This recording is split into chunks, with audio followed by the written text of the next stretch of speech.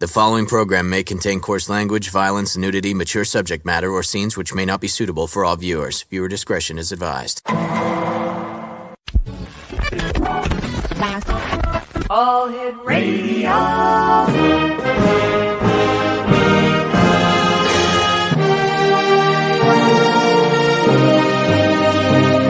Welcome to the X Zone, a place where fact is fiction and fiction is reality.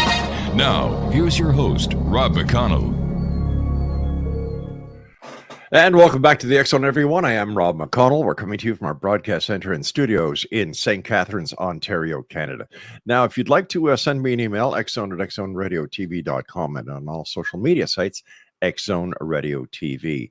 And we're coming to you around the world tonight on the Talkstar Radio Network, Mutual Broadcast Network, X-Zone Broadcast Network, and on Channel 32 now on Simul TV. My guest this hour is a good friend of mine. Not only is he a good friend of mine, but he's also the host of Paranormal Stakeout here on the X-Zone Broadcast Network. And I'm talking about our good friend, Larry Lawson. And last week, Larry had a guest on for the second time. And I had actually had this guest on a couple of times on my show here on the X-Zone. His name is Ronny Dawson. And Ronny is, how would I best explain Ronny? This is a tough one. I'm going to bring my good friend here and former police officer, Larry Lawson, in to help me out here. Hey, Larry, how are you, buddy? Hey, Rob. Thanks for having me on the show. Good seeing you. It's good seeing you too, my friend. How would you describe Larry Lawson? Larry Lawson. Whoa, Larry Dawson. I mean, and then I'll tell you how I would describe him. No, you've had him on your show Larry twice. Dawson or Ronny Dawson? Oh, geez, did I say Larry Dawson? I'm sorry. You did. See how you influence me, old friend? All right, let's try this again. How would you classify or describe Ronny Dawson? He has quite the imagination. Mm-hmm. He tells a story that kind of stretches the imagination to the point where you have trouble believing it. Yeah. I guess that's the kindest way to put it. Not sure why, and I guess that's the question you want to ask sometimes when you have guests: is why? Yeah. What's the purpose of the story? Now, you had him on twice. Yes. And I know the first time you didn't get exactly where you wanted to get with him because you and I had talked about him, and I know you listened to the reruns of my show. Mm-hmm. The fact that he claims to have had sex with multiple extraterrestrials, the fact that he claimed that he had a home invasion by 18-inch aliens, I always wanted to ask him, were these the same aliens that you had sex with, like 18 inches? And if you did you tear them limb to limb? Well, I think he answered that, and there were two different sets of aliens, actually. Here's the issue. Going back to that original show. Yeah, we didn't get where I wanted to go because he actually has quite a bit of information out there, and he does enjoy talking about it. He is very animated, and he doesn't tell a story a lot different than some of the others that we've heard. Exactly. But then it starts to get a little bizarre. And I want to couch all of this, Rob. Okay. I don't know where his head's at. So let's put that out right. Okay. Now. I don't know where his head's at. Let me say this, that to our listeners, that his story is very questionable. It is, and it's simply because of my police background, certainly yours also. There are certain things that we would expect a rational person, even under stress, to do. Yeah. And that didn't occur. And when I did question him on some of that, he couldn't, like, why didn't you call the police after your home was torn up? Yeah. And he really couldn't answer that, except to say, well, nobody would believe me. Well, then why are you actually telling the story all over the internet if nobody believes you? Why didn't you take pictures? Why didn't you take pictures was another question. And we did not get to where the whole story the first time. Mm-hmm. And that's why I had him back on the second. Now, when I say what's in his head, what's his goal? What is his reason for telling the story? Some of the stuff, okay, sounds a little weird, but I want to have an open mind. I firmly believe that having an open mind and allow folks to tell their story. I'm not going to judge. But then we're getting into stuff that's really it pales with the truth, frankly. and a lot of it has to do with his face-to-face confrontation with aliens. I mean, I flat out asked him, he talked about having sex with this blue alien. And I got to mention this. I did go back over my notes. First time he was with me, he talked about having sex with the blue alien that looked like the cat. Right. Second time he said, the blue alien, it wasn't the blue alien. The other one looked like the cat, but he still was with the blue alien. Exactly. Yeah. So, you catch little things like that. But why did he do it? Is it because he wants to be famous? Is it because he really believes it happens? And that's one thing, Rob, I want to be careful of. There are folks out there that truly believe this happened. Sure. Doesn't mean it did. Okay. We weren't there. We weren't there, but it doesn't mean it happened either. But we don't always know what their purpose is. So that's why I say I want to couch how I phrase this. Is he just a flat out liar that wants to have his name in the paper? I would think he'd pick a better story, personally. But why would he? Because his story is different. You see, that's what makes his story different. Absolutely. And plus, don't forget that when he's telling his story, it parallels so many others until you get to the home invasion with the 18-inch extraterrestrials. Then it also differs when he starts talking about the blue cat lady. And by the way, I loved that one line you used during your show about it being doggy style. He said it. I just questioned him. He said they did it doggy style, and I asked if he did it doggy style with the cat lady. It kind of just came out. I apologize to my audience for that. But you don't need to. I would have asked him if it was perfect. Well, far be it for me to. Sorry, it just was. And then I asked him if he had told his wife about it. And he said, yeah. And I'm like, dude, there were just some things there that didn't make sense. And you're right about this. That is one of those catches that people will want to listen to him more. But unfortunately, he wasn't able to provide any actual evidence with it. Now, once again, we got to keep an open mind. Rob, we don't know that it didn't happen. We are surmising it didn't happen. We did not know that it didn't happen. And I want to make that clear. And we don't know that if it actually did happen or if it just happened in his head or he's just trying to be a sensationalist. And I think that's a problem with a lot of folks that get on the air and like to tell their stories. Are they really wanting to help and solve the question, or are they just wanting to be the star for a minute? Well, you know what, Larry, over the years doing this show, one of the little things that I look for that tend to make the story that I'm going to hear more credible than not is when a guest will say, "You're not going to believe this, but." To me, that means, okay, they are not willing to come forward and tell their story unless they use that little disclaimer. You're not going to believe this, but Ronny didn't do that. He just comes out bang with his story. It's like a scripted part of a show that you see on Netflix, for goodness sake. Yeah, and maybe that's where it was heading. I don't know. It just he could have solved so many questions by just doing some simple things, calling the cops. There was an incident that just happened in Las Vegas that I'm not sure what happened, but there's a light in Las Vegas. People called the police, and these folks actually did something right away. And I don't know the veracity of it. Of the story, but they at least called the police, and that's the sort of thing that I would have expected. And he did tell part of the story where his friend had a video camera and was supposed to tape it and did not. Right. I get that. I actually get that. People freeze and they don't think about what they had been planning to do when they freeze. So I actually could get that. All right, that's within the realm of possibility. But then all the things that happened in his house, being frozen in bed, lots of stories like that. Exactly. But then he tears up the house, and he's wanting to go hunt the aliens, but he's not willing to call the cops. And here's where I had the problem. But he's willing to get on, and he's been on many shows. He's been a speaker at conferences, and he's willing to tell the story there. But when you can actually put it all together, he didn't. So that's what concerned me the most. You know me, I believe there are things out there that we cannot explain. I do.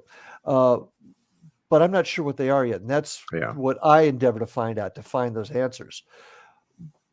But there's got to be some common sense involved too. And I didn't feel it there.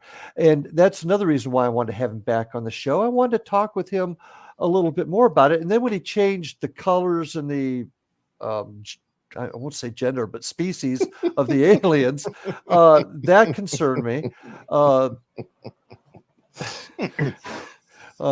That concerned me. And then changing his story a little bit. Unfortunately, that's what I did for a living: listen to stories and listen to how folks change them. So that did concern me. But once again, what was the motive? I did not believe the story, and I even told him at the end. I said, "Look, I'm trying to be respectful, but this one's hard for me to swallow."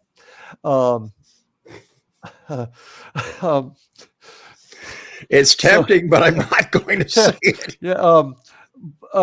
And I want to be respectful. I do not. I want to be respectful. Yes, but, you are.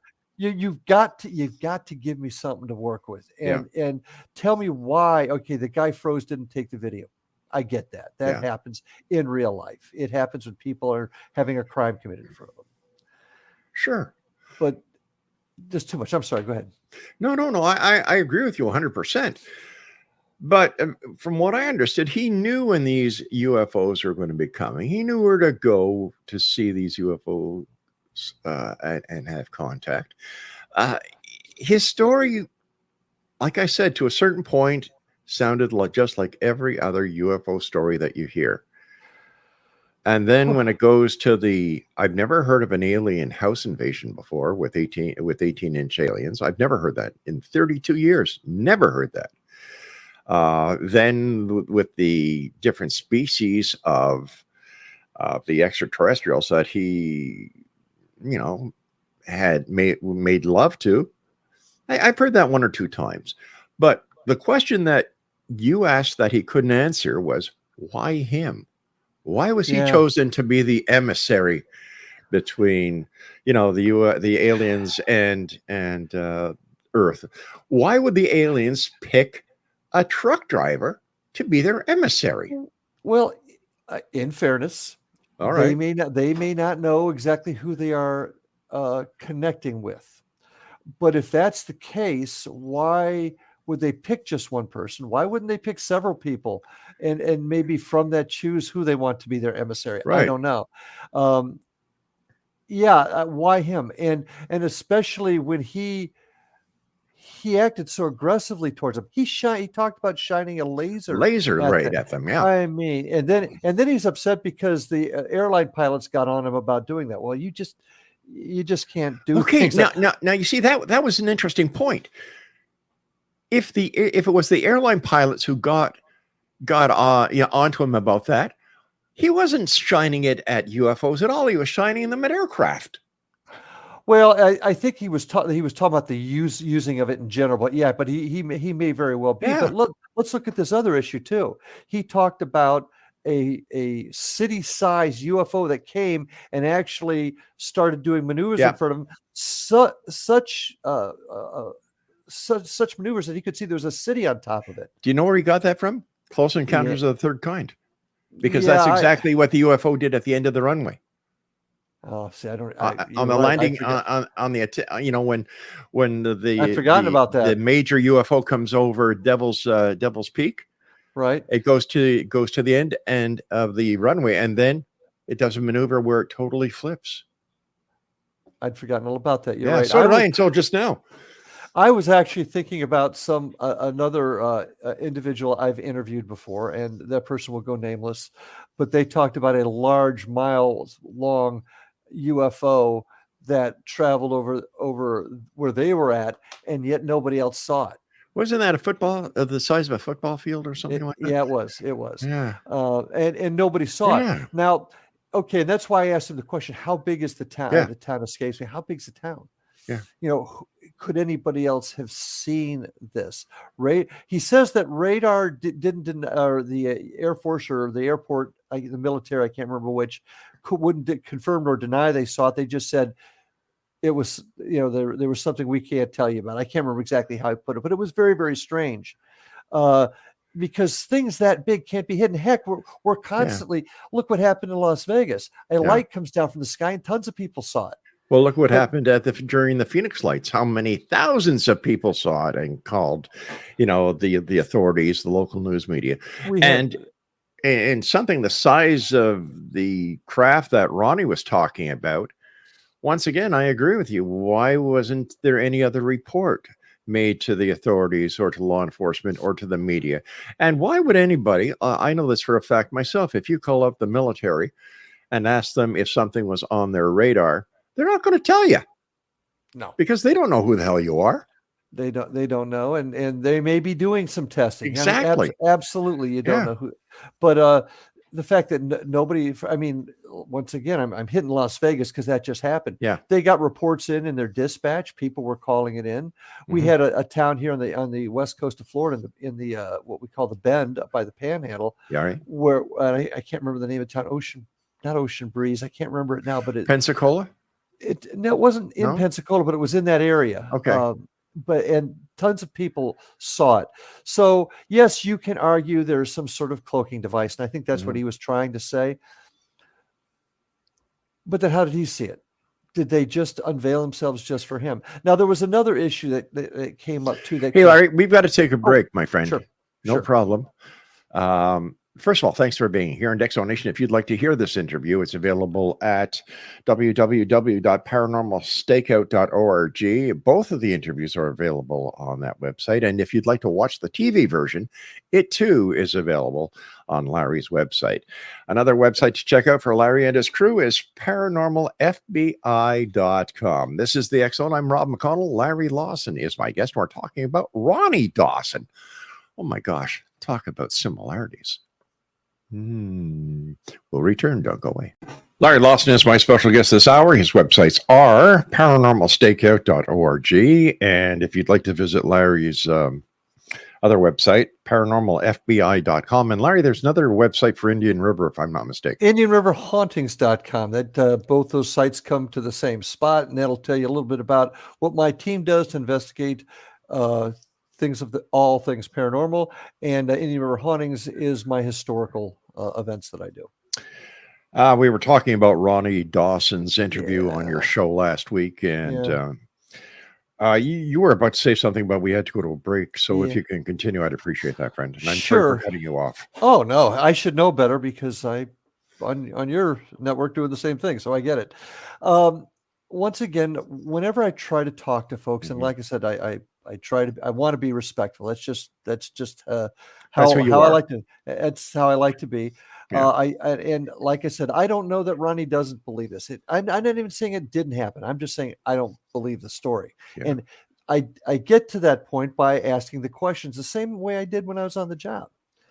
And I asked him, he was, I saw one of his videos that he did where he was apparently doing a presentation of some type, and you could tell it was a PowerPoint, and he was going through and he kept saying, we did this and we checked this out and we vetted that. And I asked him, who's we? I mean, was it a scientific organization that you went through it with? Was it something like MUFON? I don't know. And he said, well, it was the same guy that his friend who'd forgot to videotape it that first night. He has to be careful because when you present it, we did this and we did that, you're giving the impression of it being another organization. Yeah. And when he told me that, I became a little bit concerned also. Once again, does he believe this? I don't know. I did not. I don't mind saying that. Did you, in the police force in Florida where you were working, did you ever use the PSA psychological stress evaluator as a lie detector test? No, no. We normally can't use that because they're not accepted in court. Right. We have used polygraph, Mhm. but you have to go through a process. Sure. But did not use that test that you're talking about. Mostly we were just straight polygraph or Yeah. voice stress analyzer. Well, that's it. What are the voice stress? Oh, Right. okay. Yeah. Yeah. I'm just wondering, maybe we should get him on the show if he agrees to take a PSEs. I would be shocked if he did. Now, if he did, that would Mhm. tell me something right up front that he truly believes it happened. Right. Okay. And then we have another issue, and we have another issue. I'm going to bet you right here, Rob. Okay. He won't do it. Are you betting me another $50? Yeah. Yeah, I'll bet you 50 on this one. Oh, on that one. Okay. No, yeah, not that one. Yeah, I'm going to bet he's not going to do it, and the reason being is I think the guy is smart enough that he's not delusional. I think there's another motive here, and it may be just to progress or to put out this story to get his 15 minutes. Plus, he's got a book for sale. Don't forget.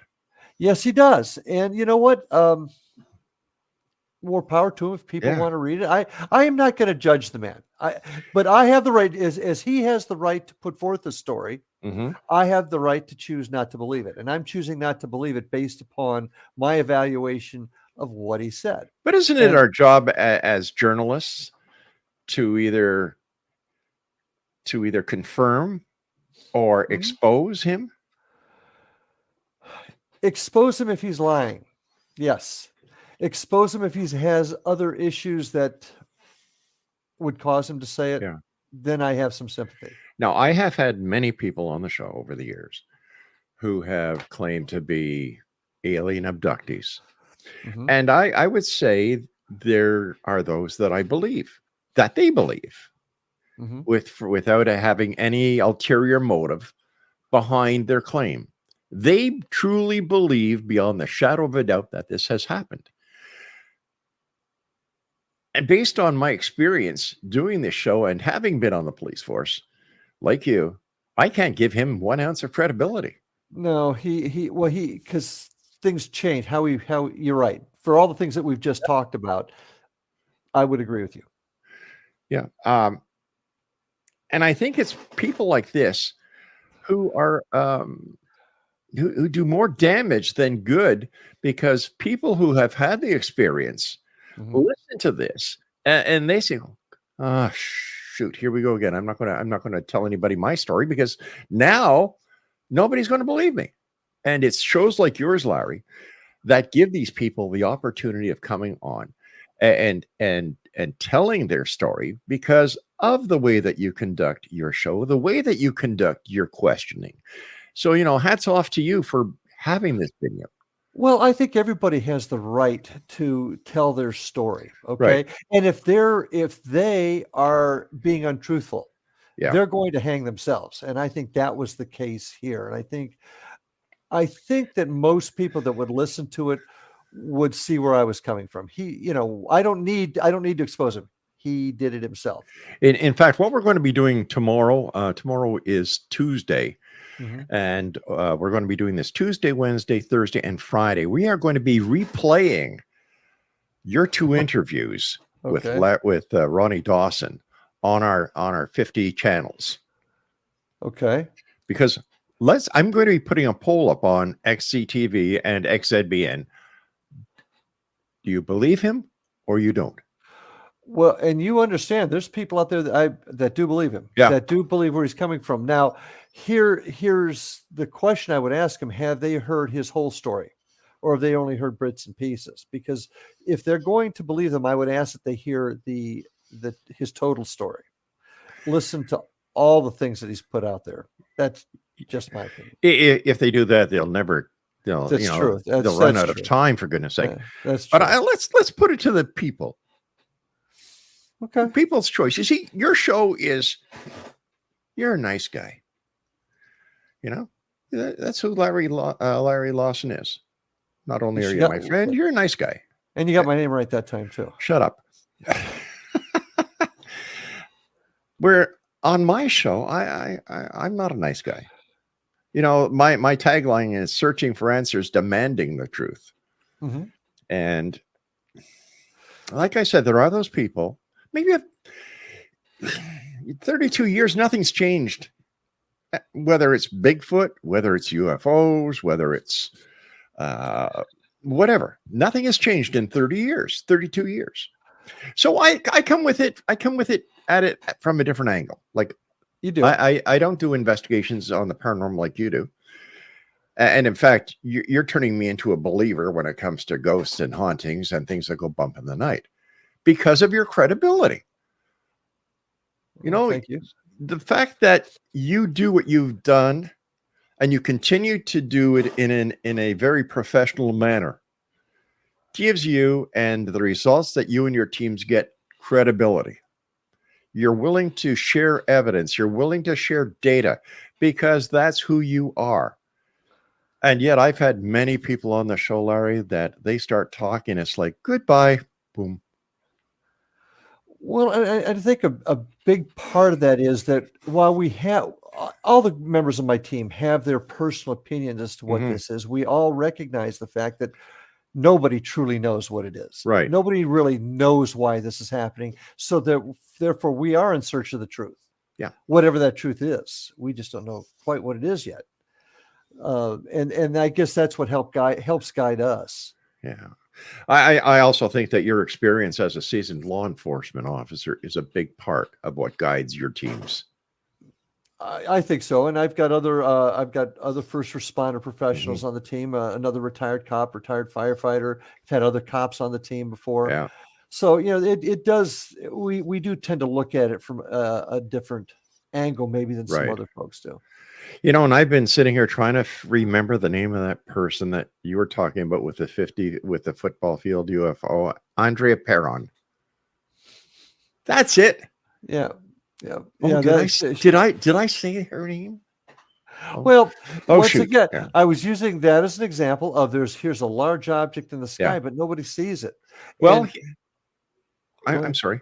Daryl Sims, who claims to have been a former CIA agent, who worked with Dr. Roger Lear on the extrication of alien implants, said that there is a 300-mile wide, 100-mile high UFO circling the Earth. And, you know, so I guess a mile wide or, you know, isn't that bad. But once again, these claims are being made. And because he claims he was with the CIA, and by the way, the CIA have no knowledge of who the hell he is, he can get away with it. No one's going to question his statements because of who he claims he is. Well, I'm going to go back to something you just said a minute ago. Okay. You in talking about my group and the fact that we're willing to share data and information to other teams so that we can all put it together to find out what the big picture is. Yeah. This is an example of that not happening. If that is actually out there, I'm sure I don't know who this gentleman is. I'm sure he's not the only one that knows about it. Oh, yes, he is. He no one else has ever come on their show, Larry, in 32 years and talked about it except him. Okay, well, but here's my point. Sorry. If he was to share this information and it was able to be corroborated through sharing it with other professionals in the field, we'll use that term. Okay. Then they can cooperate together, and then you don't just have him, but you have several legitimate organizations that say, "Yep, we found it too." But if he's not sharing information, and then you got to ask the question why he's not sharing the information, you can't prove anything, and that's a mistake a lot of people make. They don't spend the time to nurture relationships and share this information because that's the only way we're going to find the answers to this. You know, one of the questions that I asked when I was interviewing him was, are there any astronomers or junior astronomers who are able to, you know, to collaborate your claims? Have there been any whistleblowers who were able to, you know, and the list went on and it was always no. Well, how did you get this information? I can't tell you. It's classified. Yeah. Well, that's kind of changing now, though, isn't it? Now, It sure is. I don't know where you're at on this. Okay. I am not the seasoned UFO guy. My side of the fence tends to be more on the spiritual ghost side. But now we're getting all these whistleblowers coming out all over the place, providing information. And or are they providing disinformation? Okay, yeah, could be. But here's once again the point: people are now talking about it. People are now sharing information. So has this information come out from any of these other whistleblowers? What information are they sharing? Hearsay. It's all hearsay. There's no evidence to substantiate any of the claims that David Grush is making. None. Oh, I agree. I agree with what you're saying. What I'm getting at is other people are now talking about it. Well, of course. So when are the stories going to start becoming similar? I get you. But here's my question. With all the computer hacking that is going on, okay, if there was information on UFOs held within a computer bank somewhere in the United States, don't you think that China or Russia would not be trying to access this information? Because if they could do that, if they could prove to the American people that their government has been lying to them bold-facedly since 1947, that would be a coup for them. It would, and I can't answer that question. I mean, I think, if I had a balloon, I could probably, float it around and find some information, though. Never mind. I got it. We got to go for our final break. Stand by, old friend. I could go so many ways with that balloon story, but that's for another show and another day. Larry Lawson is my very special guest. And as you know, members of the Exo Nation, I don't give many people a vote of credibility, but I know Larry personally. I've seen him work, and I know his team. Credibility, integrity, and honesty is what they're all about. Visit them at FloridaParanormalFBI.com. And, of course, his show is paranormalstakeout.org. We'll be back as we wrap up this hour here in the X Zone with yours truly, Rob McConnell, and my very special guest, the one and only Larry Lawson. We'll be back. Don't go away.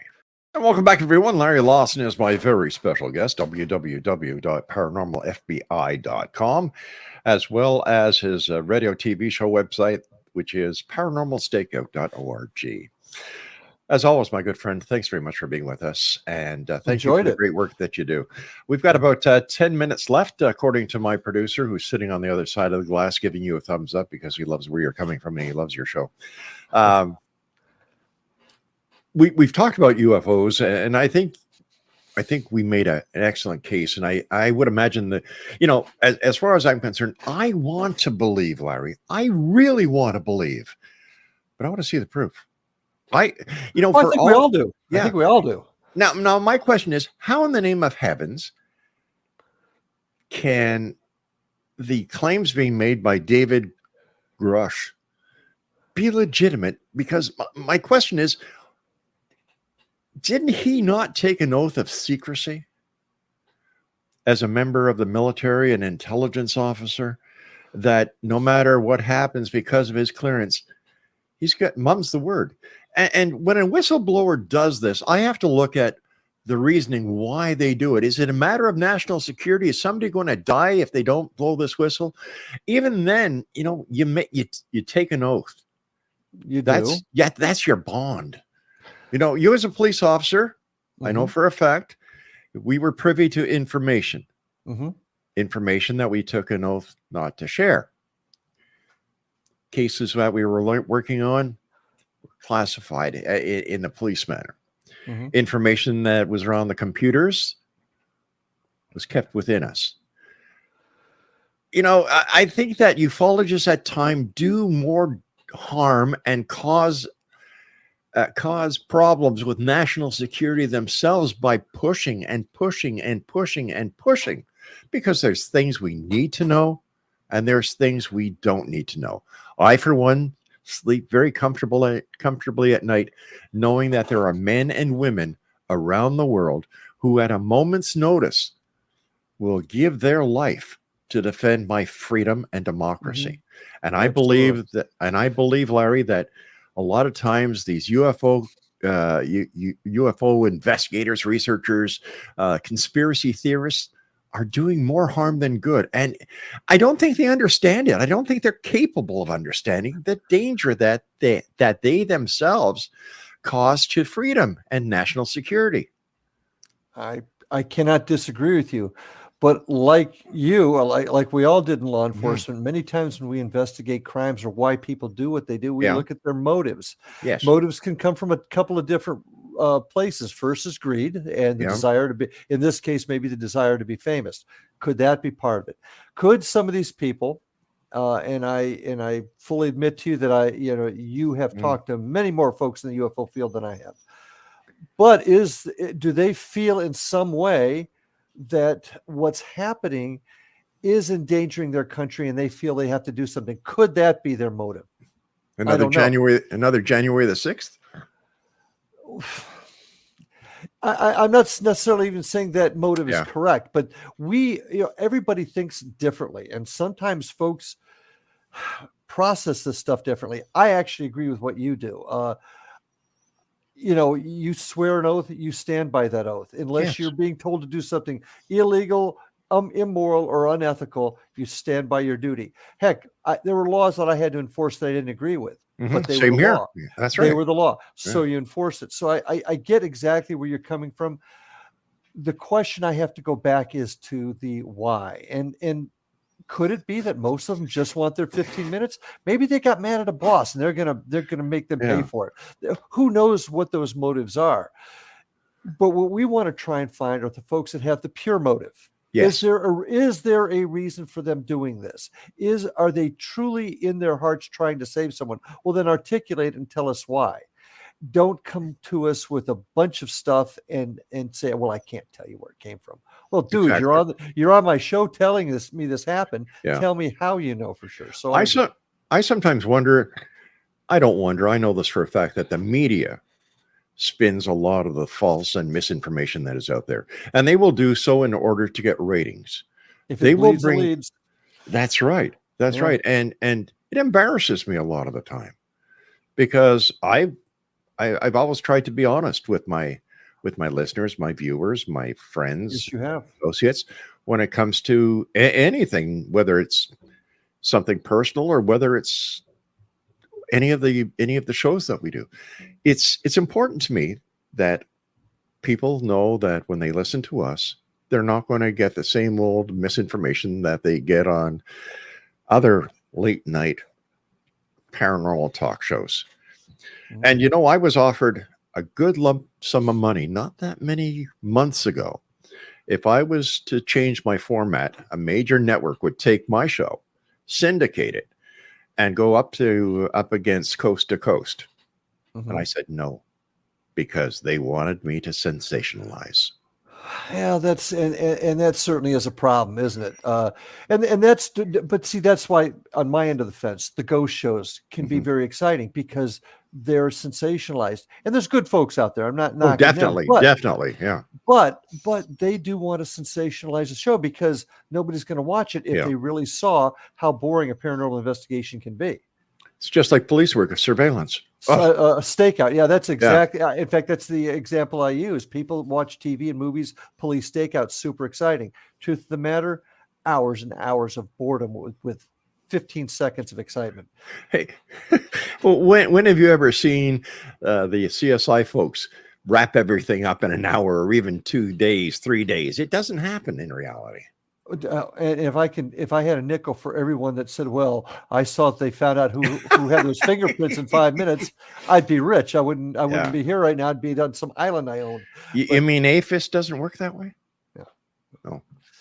So darn it.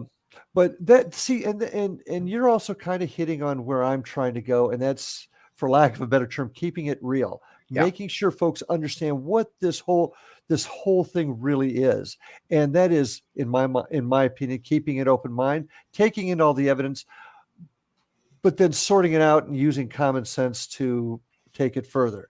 Don't give a story that you can't corroborate. That's what we call over here the Lawson factor. The loss. Okay. Feel free to use that anytime you want. I will. Let me write that down. So now, Larry, there's a lot to be discovered out there. And I think that you and your team and other teams that you associate yourself with are going to find it. May not be tomorrow, may not be in our generation, but the work that we're both doing, that you're doing, and the seeds that you're planting, my friend, I truly believe that one day the truth will be found, whether it's man-made or whether it's, the reality. Oh, by the way, speaking about that, I loved how you asked Ronny Dawson if he ever heard of the pareidolia effect. Pareidolia? Yeah, that was beautiful. Yeah. Well, I mean, I would don't take my word for it, folks. Go to his website, look at the pictures. Just do that, please. And yeah, thank you. Oh, thank you, Robert. Larry, as always, time goes by too fast when you're with us, my friend. This coming week, you have Preston Dennett on your show, I believe. I do. I'm very anxious to have him on there, especially with all the things. And like I said, I'm becoming much more involved in discussing the UFO world. And I think he's going to be a terrific guest, especially with all the things that are going on. I believe you're right, my friend. Let our listeners know how they can find out more about you and the great work that you do. Well, you could check us out Facebook on either Indian River Hauntings or Florida Bureau of Paranormal Invasion and Florida Bureau of Paranormal Investigation. Florida Bureau of Invasion. Sorry, I had this UFO thing. You can our website, paranormalfbi.com or IndianRiverHauntings.com. You can also check us out on YouTube. Coming to a yucks near you. You can check us out on YouTube too at Indian River Hauntings 2341 on our YouTube channel. And of course, you can write to me, ask questions at ghostguy@paranormalstakeout.com and watch the show. You might get a kick out of it. I have some Florida Bureau of Paranormal Invasion. Great way to end the show. I love you, Larry. You're a good man, and I'm proud, so proud to call you my friend. And same here. Thank you very much, Rob, for having me tonight. Please give my best to your family, and I look forward to working with you this coming Thursday as you talk to Preston Dennett about it'll be fun. The paranormal invasion. Okay. I own it. I own it. You know what? That one beats the doggy style comment. I don't know. We could have asked him if that was the cat's meow. Did she like meow mix? Where do you take a cat lady for a date? And how often does she change your litter box? That's what I want to know. You got me. Good night, Larry. Take care, my friend. Thanks for having me on the show. All right, Exo Nation, we'll be back on the top of the hour as once again we continue our conversation discussing the world of the paranormal and parapsychology here in the X Zone, and how soon we're going to be invaded. Oh, you and my friend make me laugh sometimes. Have a good night, my friend. You too, Larry. Good night.